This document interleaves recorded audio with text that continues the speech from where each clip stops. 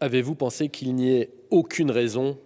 Cette question posée par l'avocat général glace le sang des personnes présentes à la cour d'assises de Saône-et-Loire. Le 4 octobre 2013, Jacques Vaud meurt dans son domicile d'Autun. Sa compagne survivra, elle, au coup reçu. La témoin, appelée à la barre, est bouleversée. Elle aussi aurait pu subir le même sort. Elle habite à 1 kilomètre de la famille Vaud. Cette nuit du 4 octobre 2013, quelqu'un tente d'entrer dans sa maison. Elle n'identifie pas clairement le rôdeur, mais ses cris de terreur mettent en fuite l'individu. Les policiers retrouvent dans son jardin l'ADN d'Oleg Tchikov. Dans le box, l'accusé écoute, impassible, la traduction de l'interprète bulgare. Il ne dit rien, indifférent à ce qu'il se passe ici depuis une semaine. Un silence difficile à vivre pour les parties civiles.